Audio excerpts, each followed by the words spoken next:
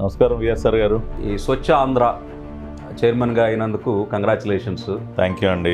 So మీరు ఇప్పుడు యాక్చువల్గా మీ గ్రామం ఏదండి? పుట్టింది గుంటూరు, బట్ మా స్వగ్రామం వచ్చేసి ఏలూరు దగ్గర పోతున్నారు.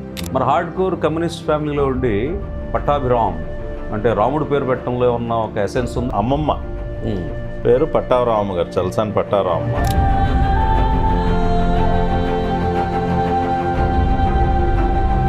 మొన్న ఒక ఇన్సిడెంట్ జరిగింది మీ పార్టీలో. ఓకే, చైర్మన్కి ఐఏఎస్ ఆఫీసర్కి కాన్ఫ్లిక్ట్ వచ్చింది. ఈవీ రెడ్డి నాకు చాలా మంచి మిత్రుడు. ఇప్పుడు వైఎస్ఆర్సీపీలో ఉన్న స్పోక్స్ పర్సన్స్ కూడా కొంతమంది నాతో మాట్లాడుతూ ఉంటారు. తప్పులేదు. ఇప్పుడు మనం సబ్జెక్ట్ పరంగా విధానాల మీద మనం డిఫర్ అవ్వచ్చు.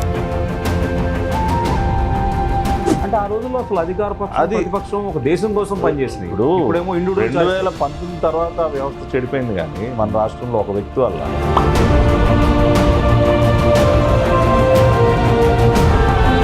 సో కార్యకర్తలు జీవి రెడ్డి గారికి విపరీతమైన సపోర్ట్ ఇచ్చారు.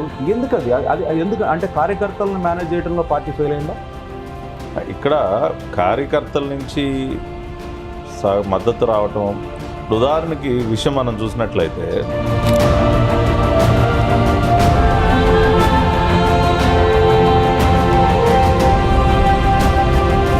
నేను ఫైట్ చేశారు, జైలుకి వెళ్ళారు, తన్నులు తిన్నారు, బూతులు తిట్టించుకున్నారు. సో ఇవన్నీ జరిగింది. ఇంత పెయిన్ అంటే మీరే కాదు, మీతో పాటు కొంతమంది కొలీగ్స్ కూడా ఫైట్ చేశారు. మీకు ఇవ్వాల్సిన రికగ్నేషన్ మీ పార్టీ ఇవ్వలేదనేది ఒక వాదన.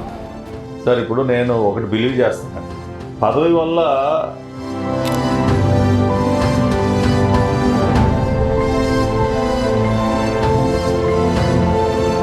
గవర్నమెంట్ మారంగానే వాళ్ళని వీళ్ళు అరెస్ట్ చేస్తారు, వీళ్ళు వాళ్ళని అరెస్ట్ చేస్తారు. నేను ఎందుకు రిగ్రెట్ అవ్వట్లేదంటే, ఆనాటి ముఖ్యమంత్రి జగన్మోహన్ రెడ్డి గారు నేను